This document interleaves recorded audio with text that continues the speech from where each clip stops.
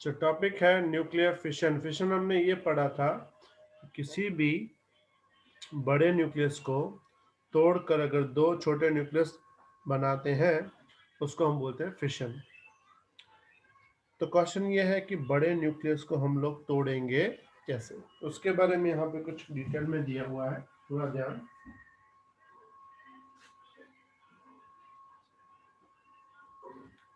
Starting से पढ़ो पूरा। New possibilities emerge when we go beyond natural radioactive decays and study nuclear reaction by bombarding nuclei with other nuclear particles such as proton, neutron, alpha particle, etc.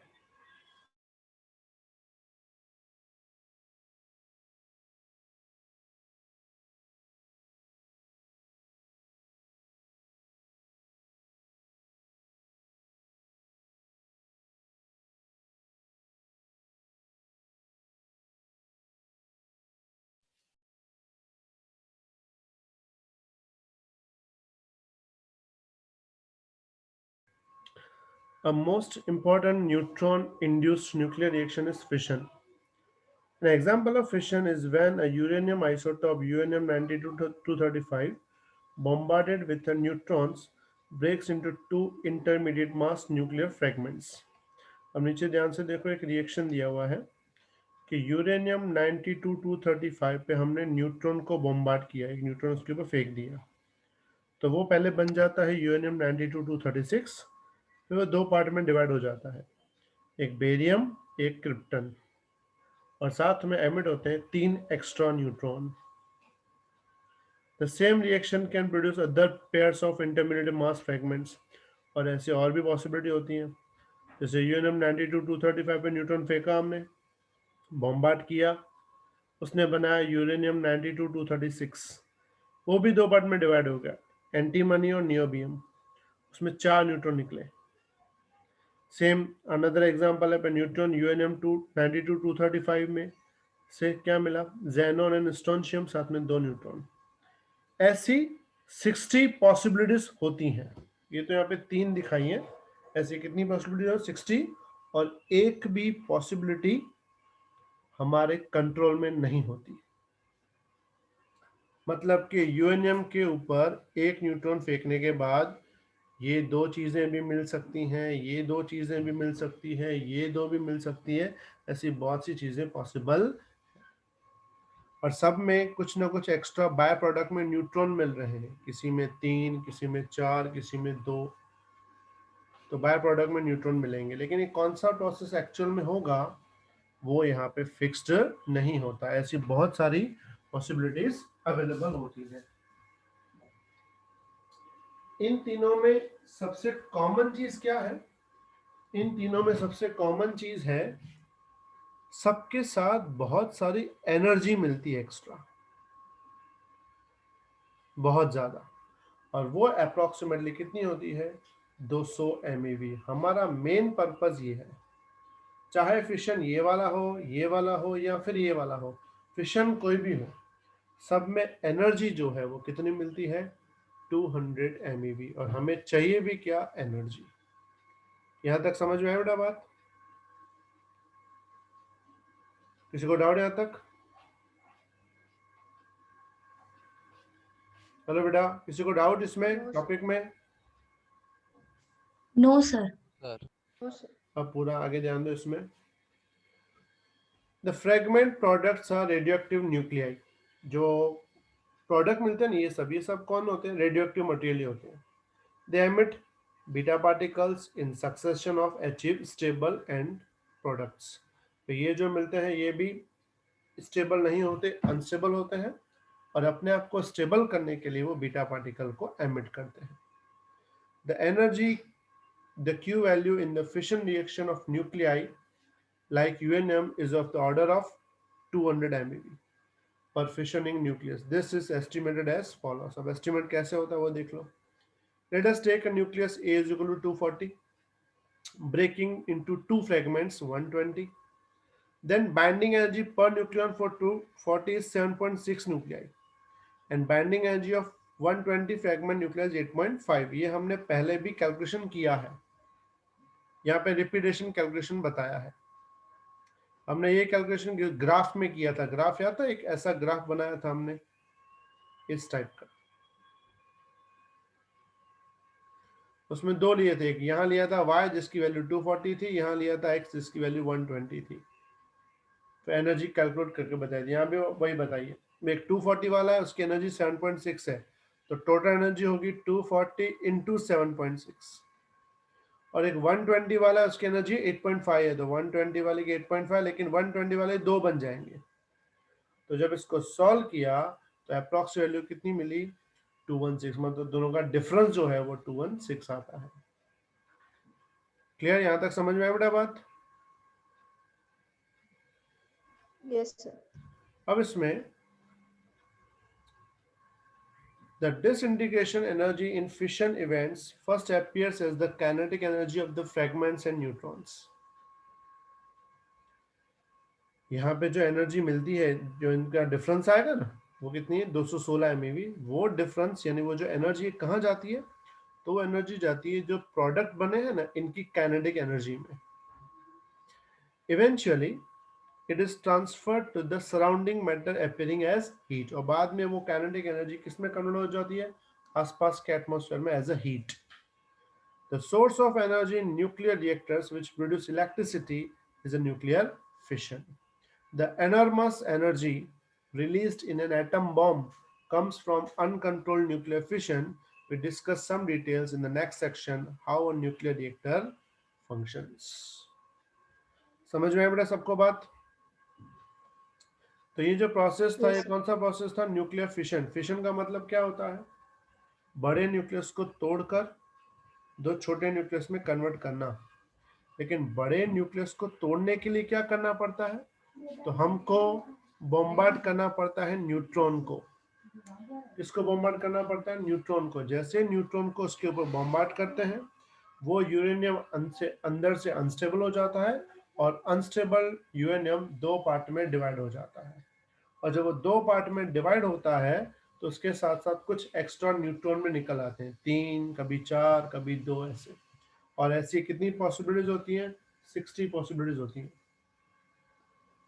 ठीक है, और इन सब में common चीज क्या है, सब में एनर्जी फिक्स निकल दी, कितनी, 200 MeV पर फिशन। पर फिशन का मतलब होता है एक यूरेनियम के न्यूक्लियस में टूटते पे 200 MeV एनर्जी निकलेगी। अब क्वेश्चन ये है कि इस एनर्जी का यूज कहाँ होता है, तो इस एनर्जी का यूज दो जगह होता है। एक कहाँ होता है, न्यूक्लियर रिएक्टर। न्यूक्लियर रिएक्टर जिसमें हम लोग एनर्जी जनरेट करते हैं और इलेक्ट्रिसिटी बनाते हैं। उसका जो दूसरा यूज है वो है एटम बॉम्ब। अब दोनों में क्या डिफरेंस है, तो दोनों में डिफरेंस है इसके रिएक्शन का। कैसे, अगर तुम ध्यान से देखो, सपोज करो यहाँ पे एक यूरेनियम का न्यूक्लियस है, यहाँ एक है, यहाँ और यूरेनियम के न्यूक्लियस है, बहुत सारे न्यूक्लियस है यूरेनियम के, बहुत सारे। ये सब यूरेनियम के न्यूक्लियस है, सब के सब।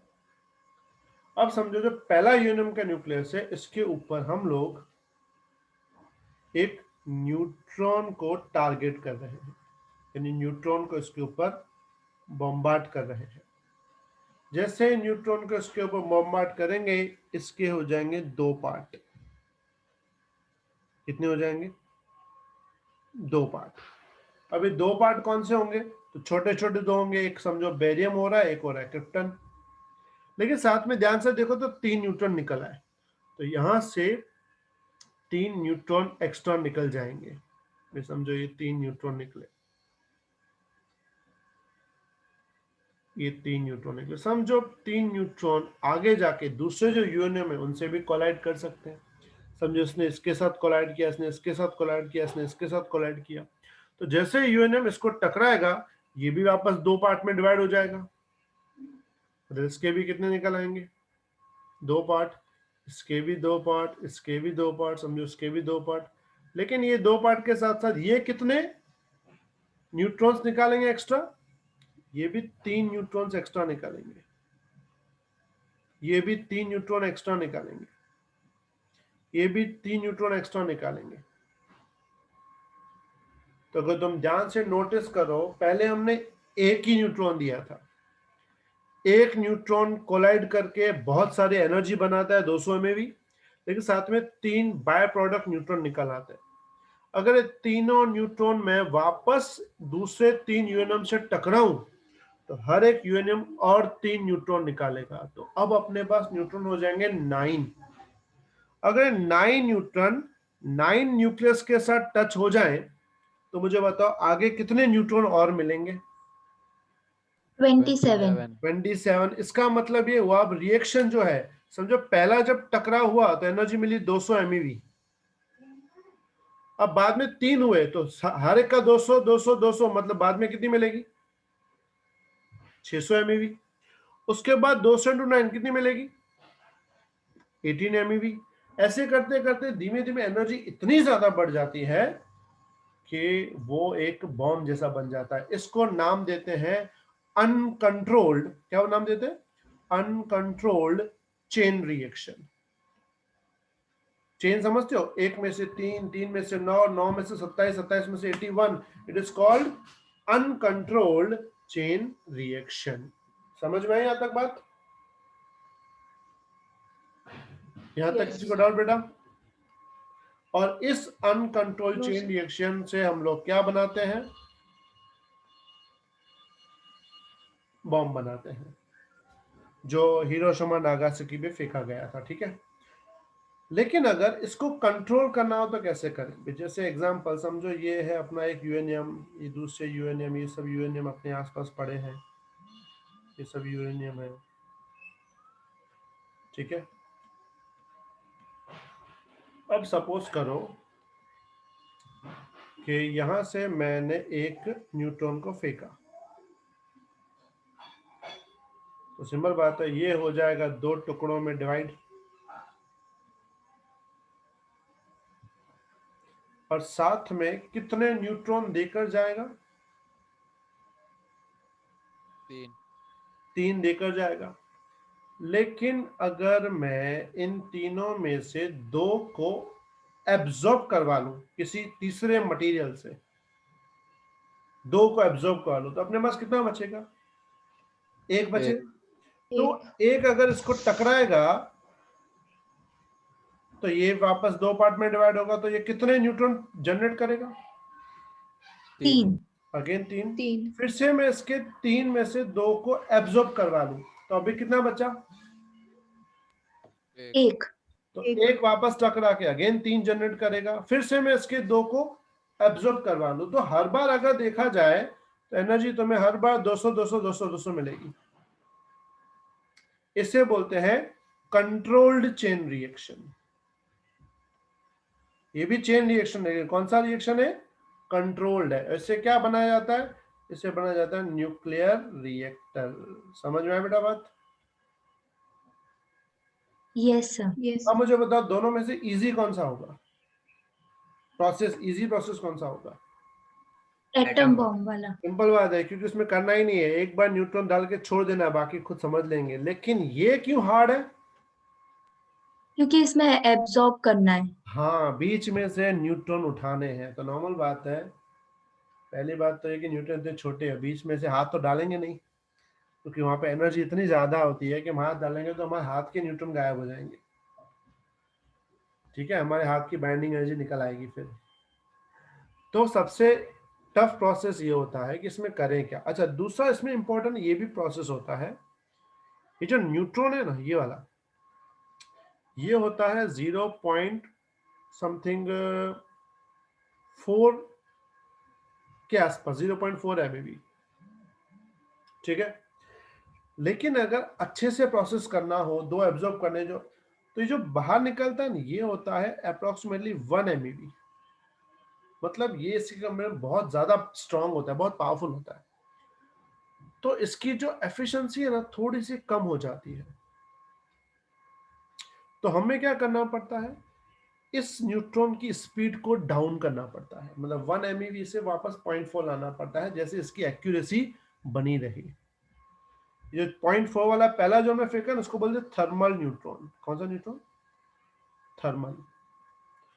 तो अच्छे रिएक्शन के लिए न्यूट्रॉन का लो एनर्जी होना जरूरी है। तो सिंपल बात है, इसमें ये प्रॉब्लम और बढ़ गया। कौन सा प्रॉब्लम? कि 3 में से 2 एब्जॉर्ब करने, वो तो था ही, ऊपर से जो है उसको स्लो भी करना है। समझ में आई बेटा बात? हाँ सर। तो ये Yes, sir. प्रॉब्लम सॉल्व कैसे करते हैं? एब्जॉर्ब करने के लिए हम लोग यूज करते हैं बोरोन मटेरियल। बोरोन एक ऐसा मटेरियल है जो इजीली न्यूट्रॉन को एब्जॉर्ब कर लेता है। और जो स्लो करना है ना, स्लो करने के लिए हम यूज करते हैं मॉडरेटर्स। मॉडरेटर्स क्या होता है कि इस पूरे यूरेनियम को हम एक लिक्विड के अंदर रखते हैं।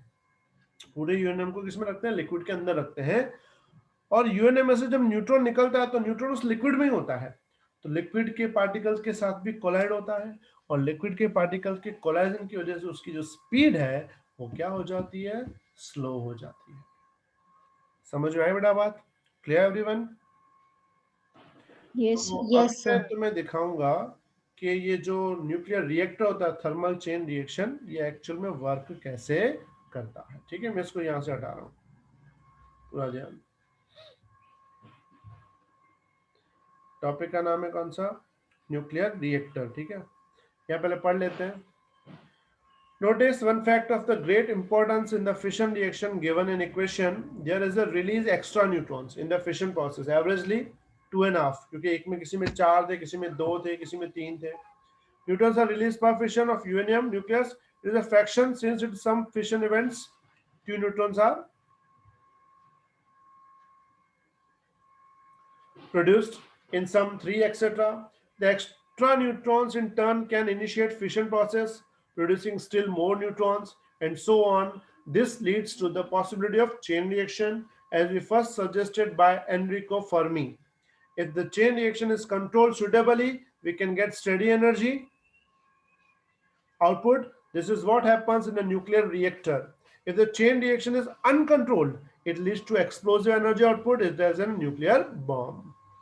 There is, however, a hurdle in sustaining a chain reaction as described here. It is known experimentally that slow neutrons, thermal neutrons, are much more likely to cause a fission, uranium-92-235, than the fast neutrons. Also, fast neutrons liberated in fission would escape instead of causing another fission reaction. The average energy of the neutron produced in the fission is 2 MeV. एक neutron की energy कितनी होती है? 2 MeV, जो निकलता है बाहर। These neutrons, unless slow down, will escape from the reactor without interacting with the uranium nuclei. Unless a very large amount of fissionable material is used for sustaining the chain reaction. What one needs to do is to slow down the fast neutron by elastic scattering with light nuclei. In fact, Chadwick experiment showed that in elastic collision with hydrogen, the neutron almost comes to rest and proton carries away the energy. This is the same situation as when a marble hits head-on in identical marble at rest. Therefore, in reactors, light nuclei called moderators are provided along with the fissionable nuclei for slow down fast neutron. मतलब fast neutron को slow करने के लिए हम लोग moderators use करते हैं. The moderators commonly used are water, heavy water, जिसको हम D2 बोलते हैं, and graphite. और the moderators क्या करते हैं? जो न्यूट्रॉन्स बहुत फास्ट होते हैं उनको स्लो डाउन करते हैं. Apsara reactor at Baba Atomics Research Center, Mumbai, uses water as a moderator. The other Indian reactors which are used for power production use heavy water as moderator.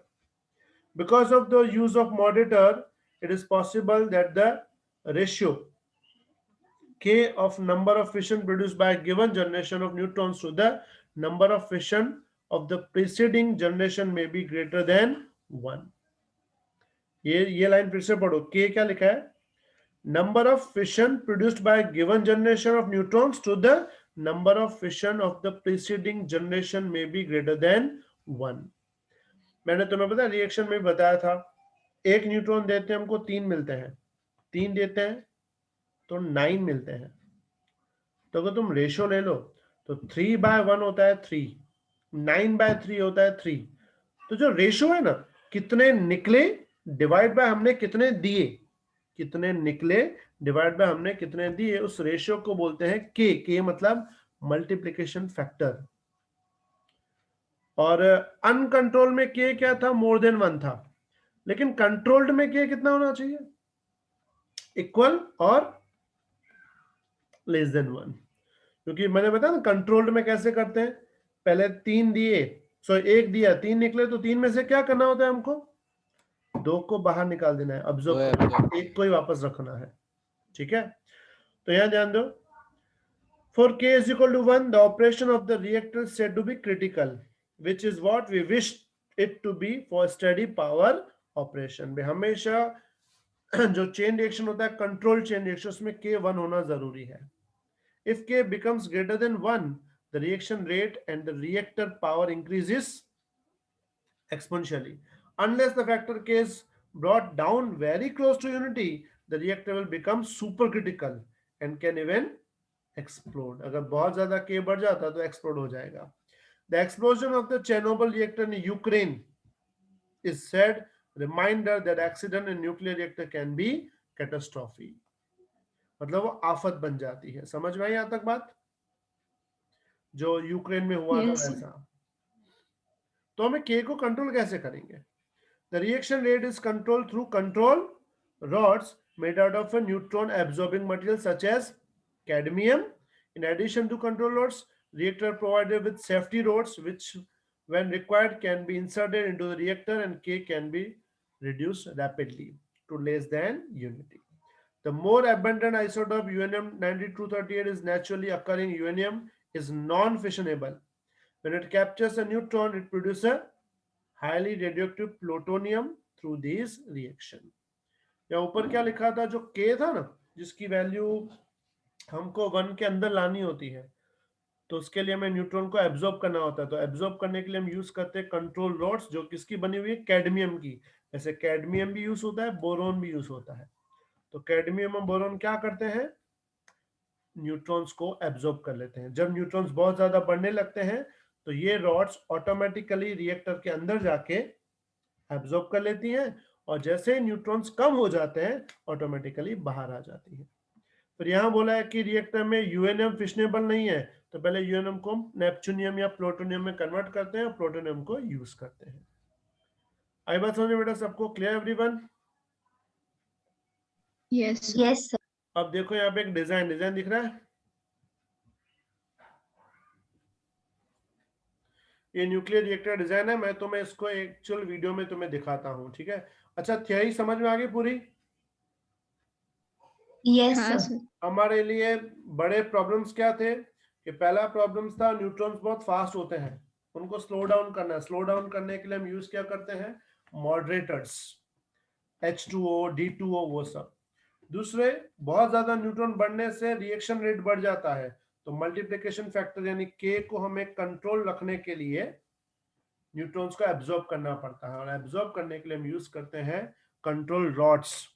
और control rods किसकी बनी होती हैं, normally cadmium या फिर boron की। ठीक है, तो मैं एक काम करता हूँ, ये पहले लिंक बंद करता हूँ, फिर लिंक पे तुम आ जाओ, तो मैं तुम्हें पूरा रिएक्टर दिखा दूं कि एक्चुअल वर्क कैसे करता है रिएक्टर। ठीक है, इसको मैं क्लोज कर